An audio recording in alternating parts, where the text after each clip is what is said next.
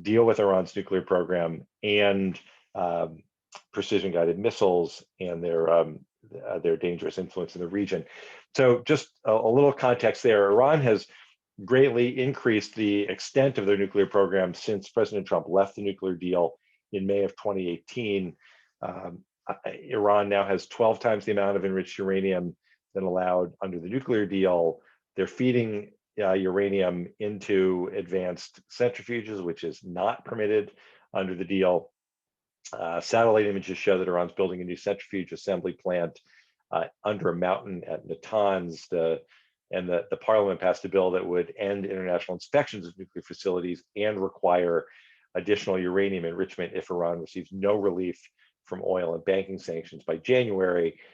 Obviously, we're not letting Iran dictate what happens. Given these trends, it's understandable why the president-elect wants as a priority to restrain Iran's growing nuclear program, and why some form of return to the JCPOA while addressing these other challenges is going to be a big topic of a big focus as we go into this. I have no doubt that the president-elect and his, what I think I hope we all can agree, very capable team on foreign policy they understand that the JCPOA needs to be longer and stronger, as Secretary of State designate Blinken likes to say. And I have no doubt that they also understand that Iran's non-nuclear activities have to be addressed.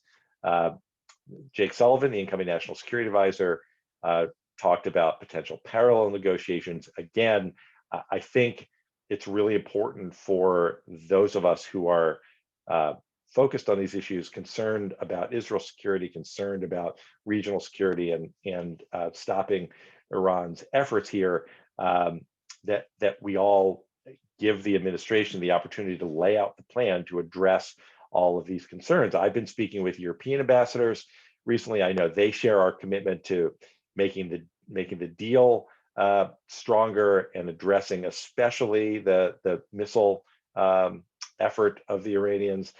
We have the benefit of hindsight, and I'm confident the Biden administration understands what needs to be done to be successful moving forward here. It's really important, obviously, that we coordinate with Israel and we coordinate with our other partners in the Middle East. And regional ambassadors, I have these calls regularly, particularly those from Arab states, often tell me that Iran's missiles are their immediate concern. And as I alluded to before, European ambassadors also express concern about the threat posed by missiles. They have expressed support for future diplomatic engagement, focusing on missiles as well as containing Iran's influence in the Middle East. So I think that there's broad understanding from Biden, from his advisors, from our partners in the region, and our friends in Europe, of a need to return to diplomacy as a means to addressing these wider concerns, including missiles and malign regional influence. And so we'll look forward to dealing with all of that. I hope to remain chairman of the Middle East and North Africa subcommittee. I look forward to being in close touch with the new administration as they begin to lay out their approach. And then also, I know there's great interest in how the president-elect will approach policies toward Israel and the U.S.-Israel relationship. Everyone on this call, on this Zoom, knows that President-elect is a longtime friend and supporter of Israel. He makes no secret of that. He talks often of one of his first trips as a senator to Israel on the eve of the Yom Kippur War, when he met Golda Meir. He and Prime Minister Netanyahu had a good relationship. They had a warm conversation, as it was referred to, on November 17th, and they pledged to meet soon to discuss bolstering the steadfast U.S.-Israel alliance. So I don't know that it's helpful to speculate on specific policies, but I think we can expect that Biden's going to govern as he always has, as a consensus builder, seeking to build broad support for his policies towards Israel. He'll clearly receive the backing from Congress, where support for Israel remains overwhelmingly bipartisan, despite what you may sometimes read in the press or see on social media. He understands the importance of deep bipartisan support for Israel, that the bonds of our two countries are greater than whatever two leaders happen to be in power. And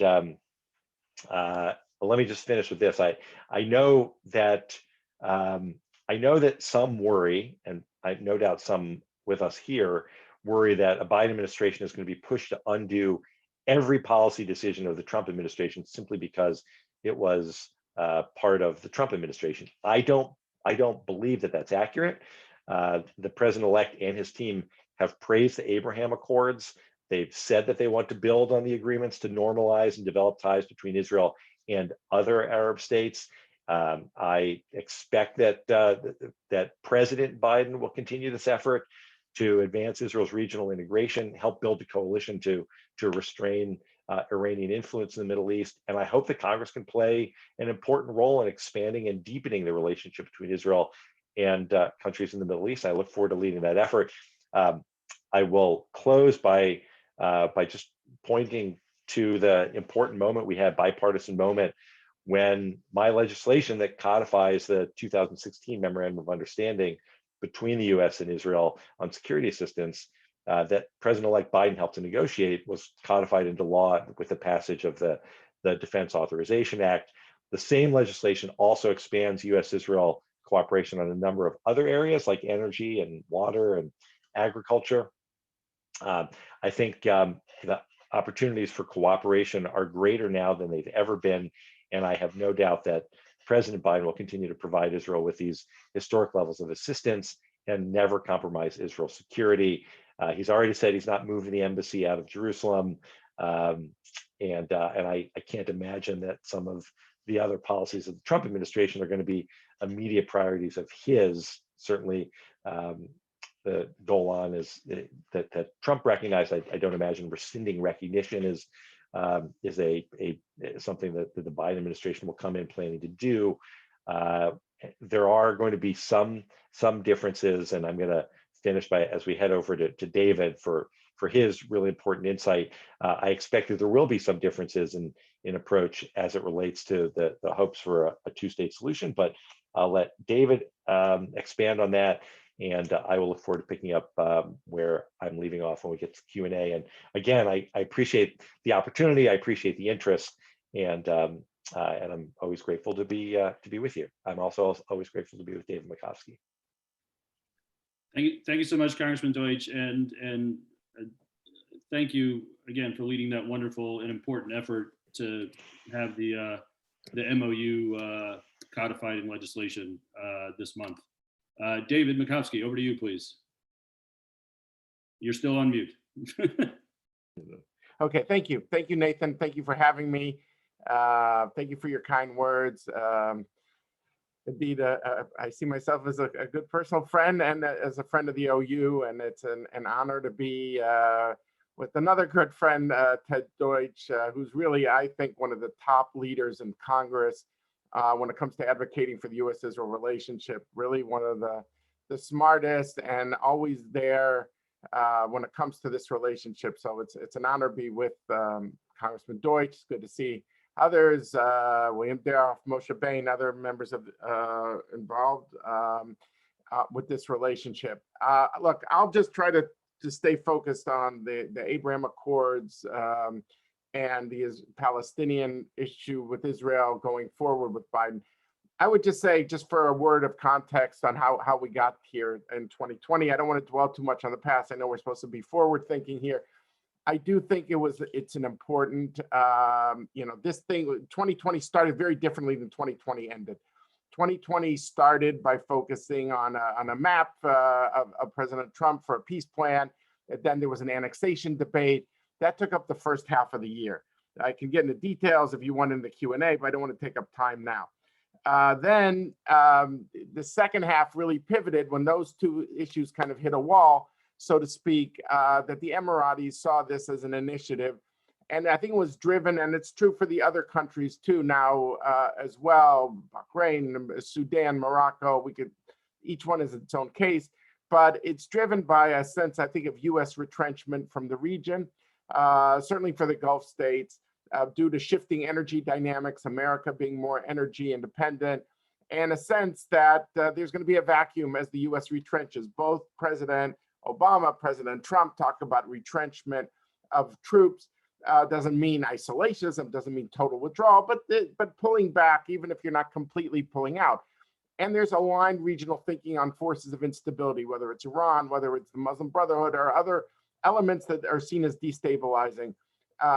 When I was in Abu Dhabi, a senior Emirati official said to me, David, look, we don't know what the United States is going to do when it comes to the Middle East. We know there's one country that cannot leave the Middle East because they live in the Middle East. That's Israel. So in this sense of a vacuum, the feeling is that this has to be filled by closer ties between Israel and the Gulf states, especially the Emirates, that alongside Saudi Arabia is one of the leaders there. And so it's driven by that kind of regional strategic thinking. And it's driven by a sense of, if there is shifting energy dynamics, how do you diversify your economy in a post-oil age that might not be so far off? So that means a marriage between Gulf capital and Israeli technological entrepreneurial spirit, a belief that Israel can help them digitize and diversify their economies. And there's also a huge upside. I know people think this is a typo, can't be, but it's the truth. Out of a country of 9.1 million people, 4.3 million Israelis traveled abroad last year. Maybe it doesn't surprise us who go to Israel all the time. We're always seeing the packed airports, but there's a real sense of tourism. We hope after COVID that will return. And that is something also that the Gulf has wanted. And we see this now with tens of thousands, I think, going to Dubai for even during COVID, during Hanukkah. And I'm sure you've seen everything on social media, the minyanim and the menorahs and everything there. And then I think there was also, for the Emiratis, was clearly a sense that timing is everything. That if you do this before an election, you could get full dollar from the United States vis-a-vis the F-35, and also maybe even get some political risk insurance in a post-Trump era when Congress could change around, because Israel still is a consensus issue. Doesn't mean Israel is the only issue, but it is still an issue that has appeal, and the Gulf knows this, as they thought beyond President Trump. So what does Biden do? Congressman Deutch said it very well about the U.S. having other priorities. COVID, the economic implications of COVID, climate change, China trade. There's a whole, it's a full plate. But I also think that, frankly, the Venn diagram between Netanyahu and Abbas does not overlap to allow a big political initiative. So I don't see another effort of trying to solve the whole Israeli-Palestinian conflict. And the Palestinians, I think, the question is, how much do they internalize that the region is changing? That in 1967, we had the Khartoum Conference, the three no's, no negotiations with Israel, no peace with Israel, no recognition of Israel. And now Khartoum has made peace with Israel. And there was a Zoom meeting with the Arab states rebuffing the Palestinians who said no to oppose the Abraham Accords. So it's kind of gone from Khartoum to Zoom, if you want. And the question is, are these accords going to be a bypass road or a bridge at this time? Some people think it'll be a bypass road. It's against the Palestinians. I don't see it as against it. But I do know, if you look at Egypt and Jordan, historically, only after they made peace, they got more involved in peacemaking. Until then, it wasn't really a focus of theirs, but they didn't want to be isolated. So I think instead of the Palestinians cursing the Emiratis and the others, they should try to coax them. They have an incredible amount of resources. And this, I think that the test for the Biden administration is, how do you weave these two ideas together? Maybe you don't try to hit the home runs, and people have heard me, know me, I'm into baseball metaphors, but I think you hit some singles and doubles. And maybe it is, you pursue normalization, as Congressman Deutch pointed out. President-elect Biden on the campaign trail, him and Trump couldn't agree if it was day or night out, but they could agree that the Abraham Accords was very important. So I think the question is, can you weave these two tracks together?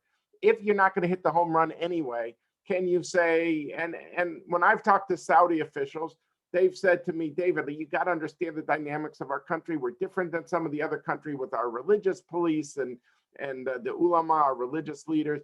But you know, and they said, look at our polling data. Our polling data shows that people under 30 in Saudi Arabia want more relations with Israel, but people over 30 do not. And so we still have more people, we still have a lot of people over 30. I think in the case, though, of MBS, Mohammed bin Salman, he clearly wants more ties, but his father is, you know, a believer that, no, it has to wait for the Palestinian issue. So I don't see a grand deal, but without the Saudis, you wouldn't have had a Bahrain deal. They were crucial. The Bahrainis told me we couldn't have done this alone without the Saudi permission. They were key, obviously, on overflights. Now, Bandar bin Sultan did a 3-part series on Arab satellite television saying that the Palestinian narrative of just being victims is wrong. I was in the room, and here are all the missed opportunities. So the region is changing. The question is, do the Palestinians seize on this? Do they agree to go back to gradualism? Yes, they were the ones who said we are too limited by being gradualist in the 90s. We tried it their way 4 times. Clinton 2000, Condoleezza 2007-8, the effort I was a part of 2013-14, now Trump's effort 2020. I just don't think there's a home run ball here. So I think there needs to be more gradualism, and that is something that I think could be good for Israel too, because it doesn't want to slide to a one-state solution that is not a solution, but puts Israel's very character at risk. So I think gradual moves, I'm happy to go into more details. I just don't want to take up the time. The shorter term stuff is more going to be like, how do you restore, I think, a dialogue between the Palestinians and the US. I think the Palestinians are very eager for that. But the question is yes, you know, you could open up a consulate and you could do some other things, the US consulate. But the point is that they also have to take some steps. A lot of these issues have congressional angle, and Congressman Deutch knows this better than I do. But if it's funding, if there's issues even of opening up a PLO office in Washington, there's a lot of congressional dimensions to some of these issues, and they need to do well. We're hearing reports that they understand, like their own Taylor Force situation, that they have to stop giving these payments to relatives of perpetrators of violence. It shouldn't be that if you're in jail longer, you get more, but that's because you're in jail longer because you perpetrated more violence. That has to be broken, that correlation of pay to slay. It is, the good news has been, on the good side, is that the US and Israel, Israel and the Palestinians have restored full security cooperation. I should say the PAA's views on support of funding or any aid to Hamas, their standard is higher than Israel's. They think Israel's being too soft. But Israel has got like a de facto ceasefire in Gaza. They would like to see Israel squeeze more. So there's very unusual dynamics. I'll just finish with a word about Biden himself. And I think Congressman Deutch said it well about him being a consensus builder. He seems to govern from the center. I know Tony Blinken. I know Jake Sullivan. These are 2 very centrist guys. Blinken talks about his stepfather being a Holocaust survivor. These are people that are, I know the angst that's out there. We're used to Trump now, and oh my God, the Democrats are coming back and it's going to overturn everything. And I hear what AOC says and what Sanders says and this one says. I don't see anyone who's fair-minded cannot see Biden in that category. You know, the story that I do think is illustrative, which I'm sure some of you have heard, and that Congressman Deutch mentioned, I was meeting with Golda Meir. The interesting part for me is the end of the story when she's trying to calm him down before the 73 war, and he's very nervous for Israel. And he says, we've got a secret weapon, Senator. Just relax. It's going to be okay. And he says, you got a secret weapon. Can you tell me? She goes, our secret weapon, Senator, is we have nowhere else to go. And you need someone who's an older guy, who has seen, you know, who's lived through the Holocaust, who takes his grandchildren to Dachau, who, you know, went through the 67, 73 wars, who understands Israel's existential vulnerabilities. And I see him as a kind of an old school Zionist. And I think that's very much in, people used to say about Obama, is it in his kishkes? Is it in his guts? And I think with Biden, there's no question that it is. There might be different dispositions, Obama, Biden, about who is being how cerebral and not cerebral and how much, But with Biden, he wears it on his sleeve, and I think that tone is something that friends of Israel who care strongly about the U.S.-Israel relationship, I think, should feel very good about. And I think his early choices in the cases of Blinken and Sullivan really underscore that there are people who have kind of embraced his consensus builder view and come with that same kind of visceral commitment to the U.S.-Israel relationship. I'll stop here. Thank you very much, David. We're going to go to Q&A with our participants. I know people don't like asking the first question, so I'll get the first question out of the way.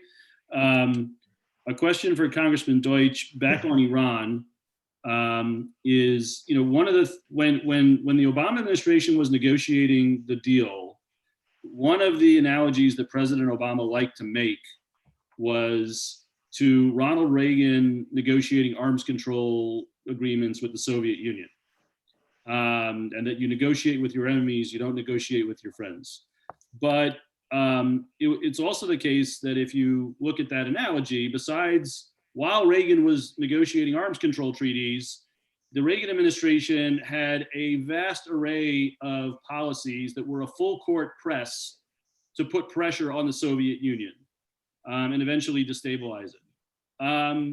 While I would say that while the Obama administration talked about doing things to thwart Iran's terrible activities in the region, sponsoring terrorism and making all kind of mischief, they did not engage in that similar full court press to really, outside of the nuclear aspect, to really put that kind of pressure on Iran.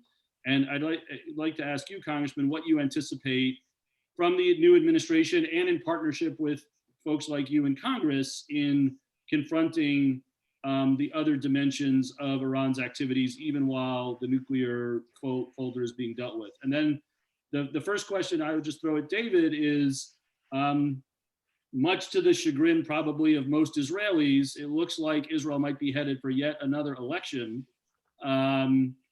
I think the most successful candidate in that election would be one who could promise to abolish elections for some period of time. But putting that aside, how is Israel possibly going into an election campaign in the first 3 to 5 months of the Biden administration? How is that going to impact the dynamic? So, Congressman, back to you. And after you both answer, we'll go to the group. Sure. First, David, thanks for your insight as always, and thanks for previewing the title of your next book, From Khartoum to Zoom. I like that a lot. Look, there's no need to relitigate what happened in the past, although there's a piece of it that's really relevant now. We can have a discussion about what the Obama administration did or didn't do, but everything they did was in the context of the sanctions regime that Congress put in place, that I helped to author, and that that provided the tools to deal with all of these other issues that that we need to be confronting Iran on. And that hasn't changed, and there continues to be broad support in Congress for doing that. The incoming administration has acknowledged that that Iran's the focus. Let me back up for a second, Nathan. What I worry about is falling back to where we were in 2015. That there are people who are for the deal, there are people who are against the deal. It's a good deal, it's a terrible deal, it's a great accomplishment. It was Obama's great accomplishment, it was the worst nightmare. That doesn't do anything to help us get to all of these other critically important issues that you're talking about, which is the opportunity, as I see it.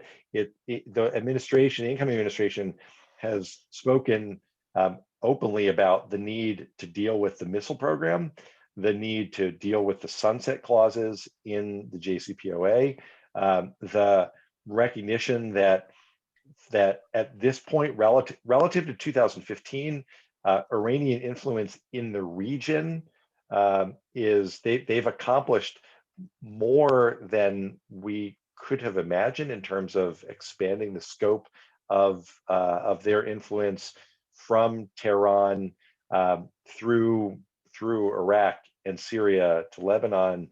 So that all of those concerns are real, and the president-elect and his team have talked about confronting them. They've talked about the need to re-engage with our allies on all of those issues to confront them. They understand the need, and I think it's clear, and it's really important. They understand the need to consult with our allies in the region, most importantly to consult with Israel, the country that is most at risk, both by their nuclear program and by their missiles, that it's not either or.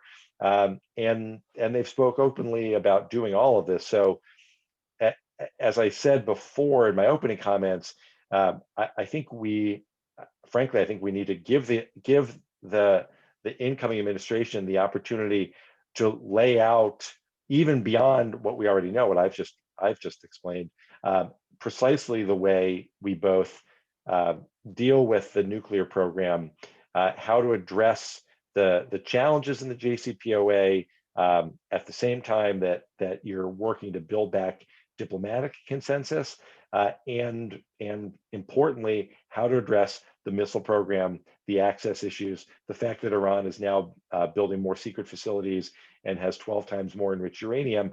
All of that goes together. So that's how they do it. They've signaled how they intend to do it, and I think it's imperative that we give them the opportunity to consult with Israel, consult with our allies, and come up with a consensus that will actually work to address these really serious, from where I sit, the most important the most serious security concerns in the region. Thank you. Okay, on the fourth, I think just on that point, you asked it to Congressman Deutch, but I think I take away the same thing, that we're not talking about back to the future, reverting back to 2015. Everyone's got some lessons learned here. And as I like to say, the people, whether they're Israelis or Arabs, they're gonna, deal with the consequences of any Iran nuclear deal. And therefore, what Congressman Deutch said about consultation and dealing with some of these other elements are critical. And I don't think anyone believes you just copy and paste from 2015. So I would just urge people who, have certain memories of 2015, don't just assume that what was is what will be. So if I could just reinforce what the congressman said, I think all these points are right. Will that mean every point will be to everyone's satisfaction? I'm not saying each issue is a world, the regional malign activities, but I think the consultations will be very different. And, you're going to have make some impact on the regional dimension of Iran's malevolence. But anyway, we shall see. To your point, Nathan, you asked an excellent question, and there are two things that get me very kind of concerned. I would say, one keeps me up at night, one is as a concern. That one that you happen to push the one issue that was one of the issues I'm concerned about the most, is the fourth election. The other issue that gets me more concerned in the short term, I will say, is I hope, God forbid I'm wrong, I did something with William Daroff for the President's Conference, and I just hope that I worry about an Iranian retaliation for the scientists, and I worry about Israelis in the Gulf in the short term in that regard, and I hope I'm wrong. I don't think they will move against the United States because they don't want to upset the apple cart with Biden, but I am concerned about that. I hope, of course, I'm wrong. On the other thing that is concerning to me is obviously is this fourth election, because on one hand, you heard from Congressman Deutch and from me that we both see Biden as a consensus builder, someone whose goal is to always try to reach out, and Biden will make it hard. He will make it hard for people who want to demonize and say, oh, the Democrats, we have certain memories. That's not him. So I think his whole thing is to extend his hand. I think that's the goal. I'm a bit worried, though, that at a time that Prime Minister Netanyahu, if he faces re-election, the Prime Minister is always usually worried about looking over his right shoulder, not always the left shoulder, and maybe for a reason, because often the challenges come from the right, like Naftali Bennett. Now you add Gideon Sa'ar, who just bolted from the Likud and is putting together another party. So you've got two parties that, that Netanyahu is facing that's very open and saying that they come more from the right of the ledger. Now, I would argue that Bennett's, if you look at the polling data, Bennett's meteoric rise from 7 seats or 6 seats to 21, 23, that zone, has nothing to do with ideology. It's all about professionalism of COVID and how a pandemic is being handled. He doesn't mention the word annexation. He doesn't mention anything that relates to settlements, nothing. It's all about COVID. And that's been his appeal. But I think the prime minister feels that in elections, it's not about moving to the middle. It's about, electrifying your base. And there, I worry that the timing, exactly as you say, Nathan, is coming at the very start of the Biden administration. I think it would be very upsetting if that indeed happens, because I think that both Biden and Netanyahu, intellectually and just who know that there's a stake for each of them to kind of come towards each other.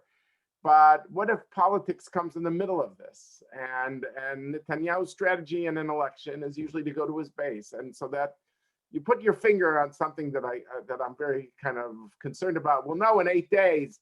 The irony in the whole story, of course, is that both Netanyahu and Gantz don't actually want this election in March for different reasons.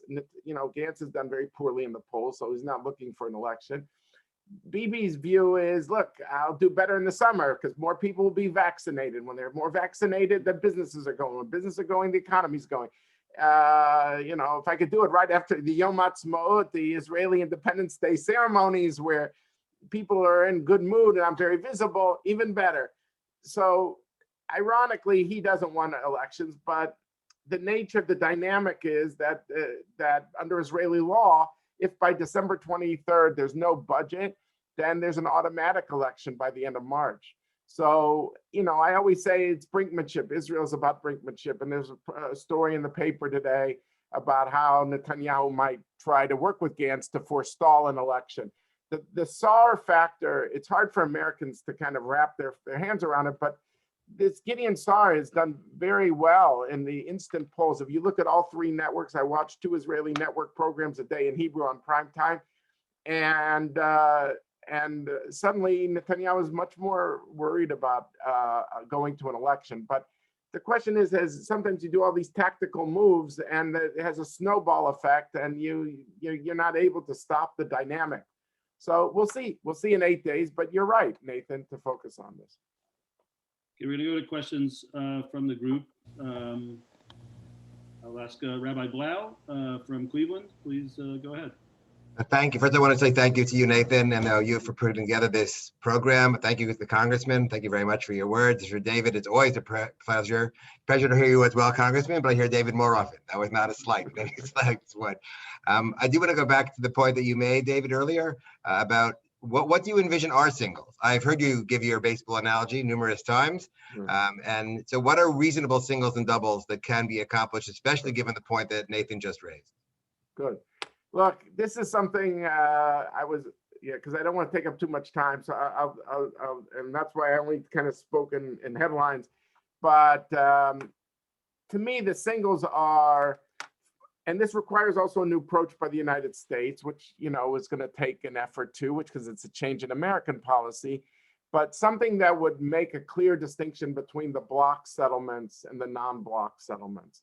That would say, a single here would be Israel saying, listen, we want to strengthen the blocks. We know America policy traditionally is against settlements everywhere, but we want to differentiate between the block settlements and the non-block settlements. If you look at my website, Settlements and Solutions, you got over almost 800 pie charts if you want about how these settlers voted, what the growth is, the aerial imagery. I don't want to bore people with all these details, but 85% of Israelis who live over the green line live within the fence, live within the security barrier in what we call settlement blocks. And I think a move that would say here, Israel will be focused on the blocks. It will get more blessing or tacit understanding from a Democratic administration than maybe it has in the past. But it will show that it wants to keep the door open. We don't think we could solve all the problems today. The problems are too complicated, but we don't want to shut doors to saying in 10 years from now what you would call in the who am I to tell a rabbi a b'chiyah dorot, something that you would cry over for that by precluding something, it precludes you crying over it for generations and keeps the Jewish character of the state that does not become a binational state. So those who want it, I don't think are less Jewish, less Zionistic. I'm sure the people who don't want it will also say they're Zionistic, but I don't think they should be able to accuse those who favor it as not being equally motivated by a sense of Zionism.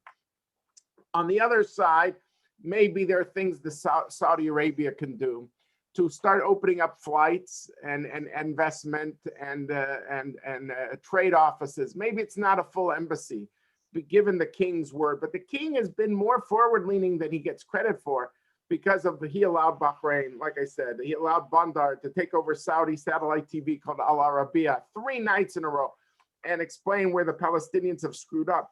So I think there might be some room, and I think if you could push a normalization, this would be, partial for partial.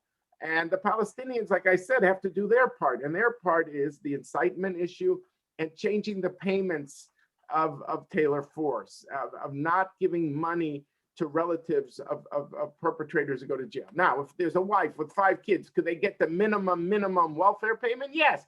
But that's not the same. The Shin Bet people tell me, David, we've thwarted attacks where people said we didn't attack because our families get triple the money, and that's the Palestinian thing. They get payments for life. So even though the security cooperation is very good, and even though we're not in a time of violence, of course, I think it's symbolically very important that there's a change in Palestinian policy. So I want to be clear that no one should say that David thinks it's always incumbent on Israel. It's on both of them. And I think what's new is use the Arab dimension here. There's an opening here. You would say, again, I would tell a rabbi, a sha'at ratzon, to open the door, build on it. So I think this is something, a partial for partial deal is something that could be a win-win for everyone. Thank you. Alan Friedman is raising his hand, and then I'm going to go to Jerry Wolaski, the chair of OU Advocacy. Thanks, Nathan. Thanks, Congressman Deutch and Dr. Makovsky.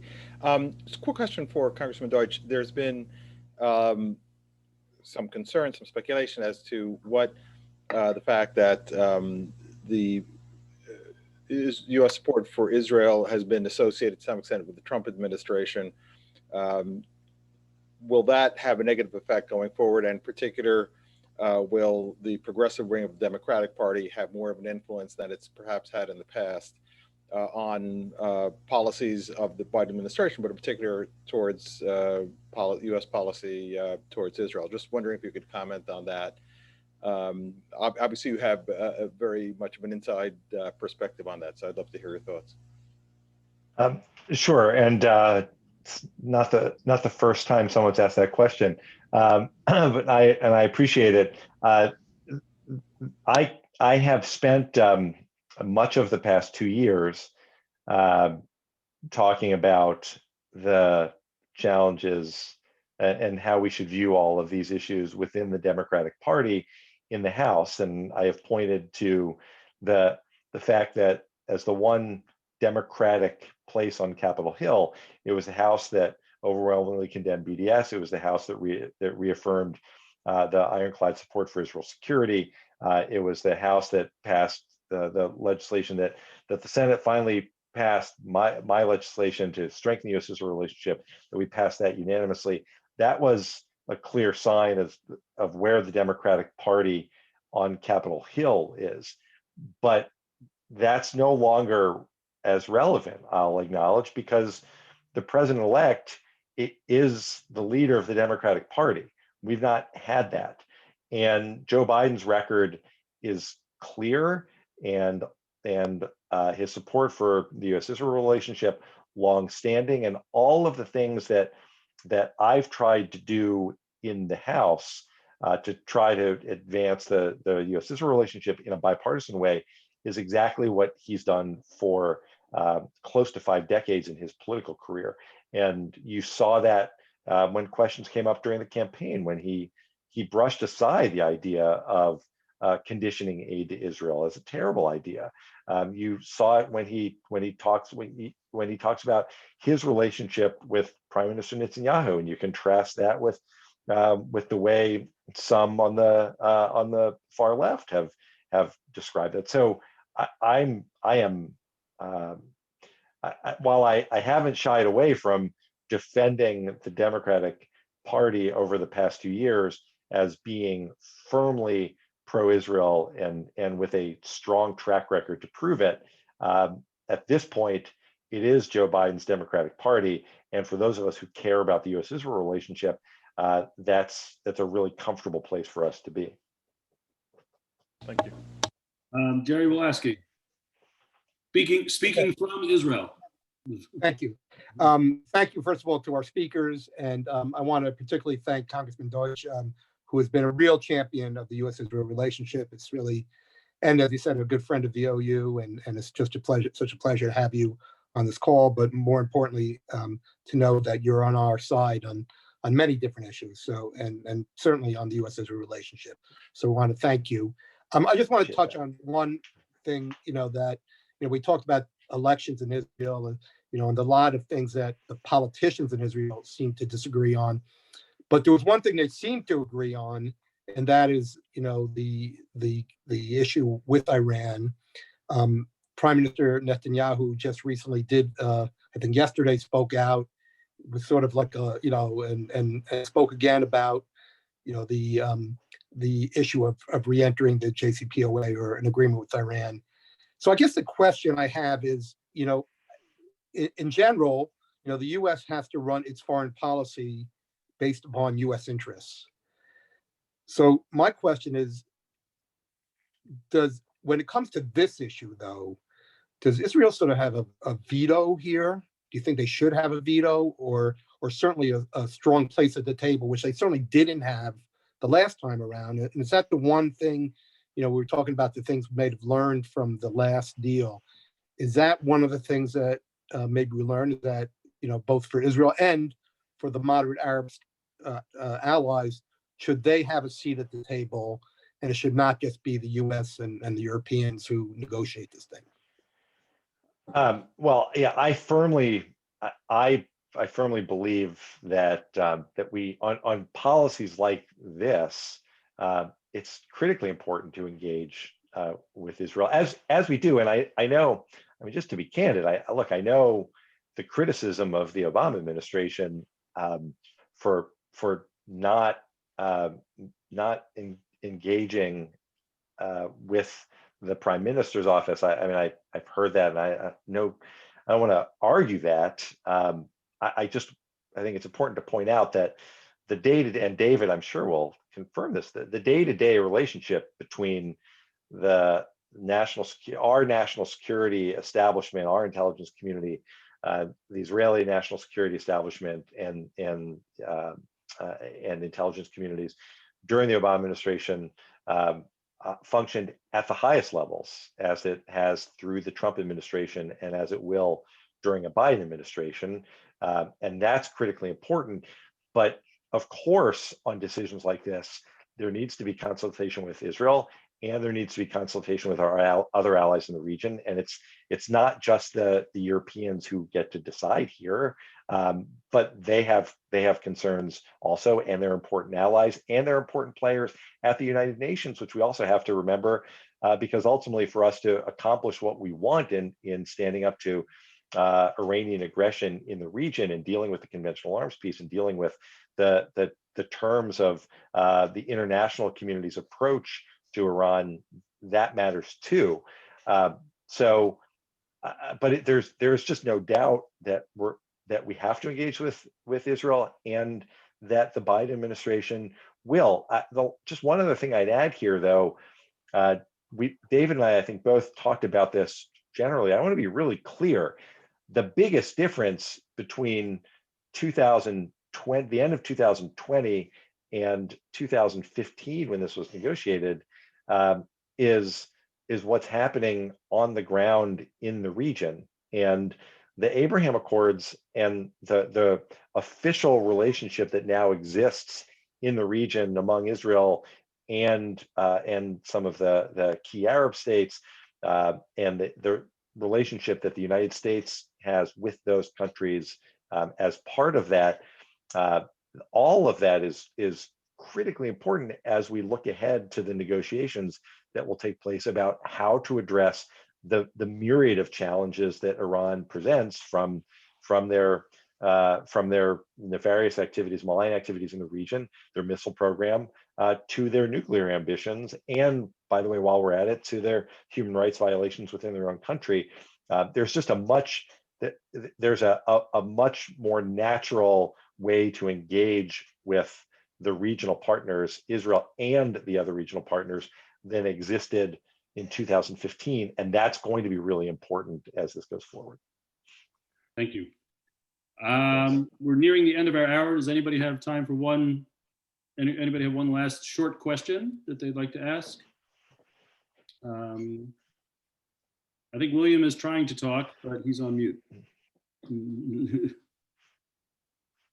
You hear me now? Can you hear me now? Yes. Cool. Sorry about that. Hello. It's my first Zoom, so I'm new. I wonder. I heard today folks talking about the Macron plan as potentially being a starting point for the Biden administration. One where that apparently Macron pushed forward during the Trump days that has the total sanctions relief in exchange for complete compliance. Is that a starting point, I guess, David or Ted, for this moving forward? Does that seem like a place to go? Look, I think I'll just say, and say a few words, and Congressman could correct me. My understanding of Macron was more for more. In other words, if the U.S. wanted a longer sunset clause for restrictions on low enriched uranium, that there would be some sanctions relief that would go beyond that. I don't know. I think what Congressman Deutch is saying about and what I've said about dealing with the malign activity, the missiles, and the longer sunset. If you add all that together, it's a lot. I assume there's going to be a debate within the administration. How much can you put on one apple cart without the apple cart tipping over? That if you make the perfect the enemy of the good, then you have nothing.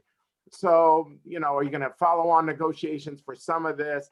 I don't know. I certainly agree with what Congressman Deutch said about that the consultations, at least between Israel and the Arabs, should be much more seamless now that these ties are getting closer and closer. So that can only be for the good.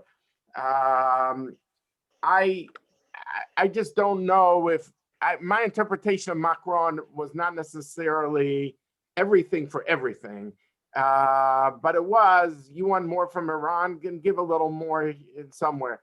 But, what I understand, at least what I understand, for listening to Congressman Deutch and from everything I hear, is that this administration is not just trying to extend the sunset clause, it really would like to engage in some of these other things. And that requires very close consultations. I mean, no country is going to give a veto to a foreign country over their own foreign policy. But I just think you got to take, when Israel and the Arabs agree on something, you got to listen. I mean, that's a big deal.